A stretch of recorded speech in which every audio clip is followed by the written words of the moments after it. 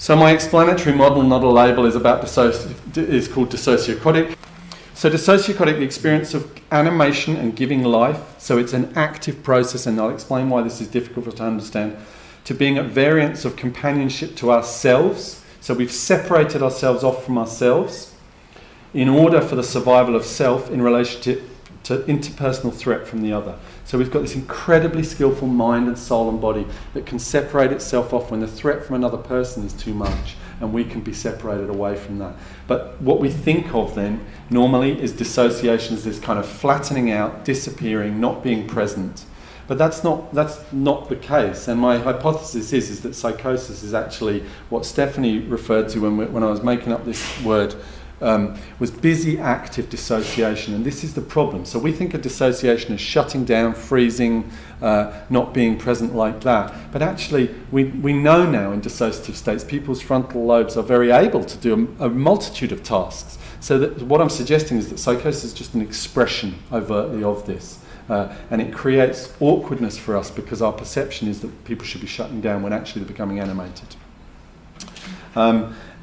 The important part of this is that when we recognise this and we can shift our thinking away from, here's an ill person who's psychotic and overwhelmed, dangerous, scary, whatever, and we can say, this is a person who primarily has got an experience of being separated because in the here and now I feel threatened, then we can attune to what happened in that relationship, that environment, that space, and create an environment where people can come back into connection, and it fits well with ReAwaken. So my theoretical concept is that the reason why we can't understand psychosis as more of a dissociative experience is because you've just got a perceptual framework that it's an illness, and they're so similarly related. So I just want to tie it into a theory, so it's not just Matt Bull's formerly psychotic theories.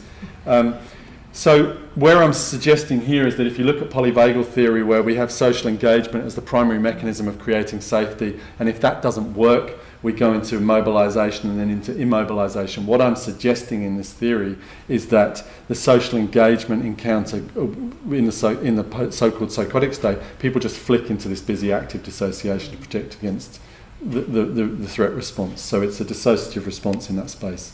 And I can extrapolate later. So what does it look like in reality? Once upon a time we were humans and animals. We did very primal things. There was an animal that was bigger than the human.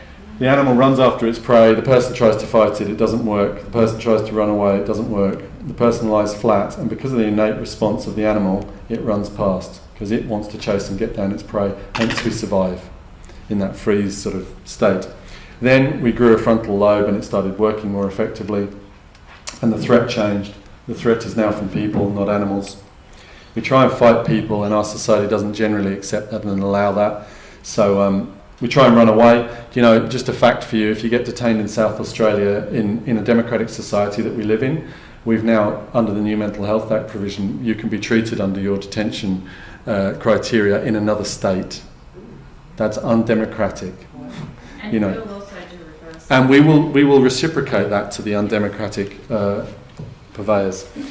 So we try and run away, it doesn't work because of that. So if we lie flat, what happens? The animal would run past us, but it's no longer the animal. So humans have this desire and propensity to try and create betterness for somebody else. So if we lie flat, people come and do things to us. So what we've done is we've created this perceptual awareness that that's going to happen, and my hypothesis is that instead of lying flat, we now create these extreme realities and we express them. And for most people, if somebody is standing on the street shouting at voices that other people can't see, they go to the other side of the road and move around them. And what it does is, if we go back, it's the same thing as lying flat, but it's just an externalized version of that, and that's why we have a problem with the perception of it.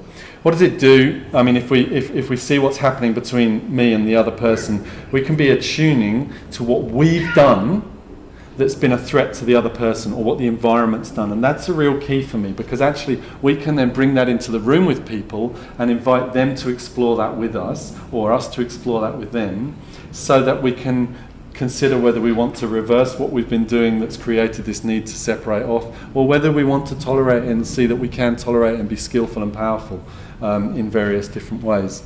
So if we respond to psychosis as dissociation, and I'm not saying you have to believe it's dissociation, but the theoretical concept is more legitimate to think of it as dissociation in my view. So when we're in this moment and I'll read an example in a minute, and someone appears to suddenly become more psychotic, your responsibility as a supporter might be to see what's just happened. It might be nuanced, it might be moment-based, it might be more broad, it might be the sort of the language you've used, it might be you crossed your leg, and that for some reason was enough to trigger someone into a response of, oh, where's the relationship now?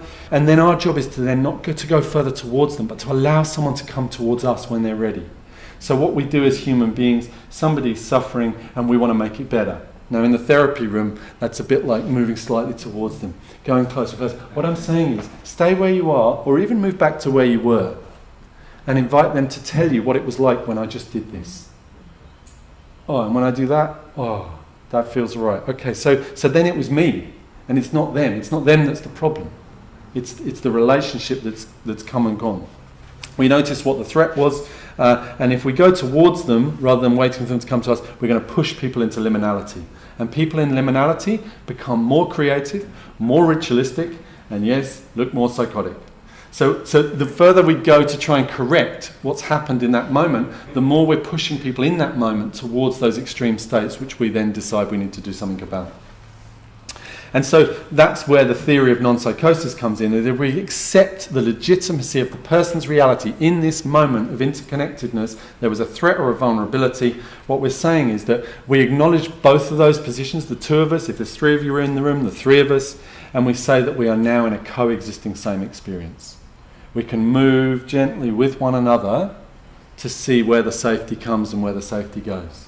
And that's a very beautiful space to be in. And for me personally, it was a very beautiful space to find myself in when I was so-called psychotic. That actually, when people stopped paying attention to me being the problem and my expression being the problem, my problem didn't seem such a problem. And I haven't got time, but I learned this living in a community of so-called psychotic people that weren't getting better from the wonderful treatments.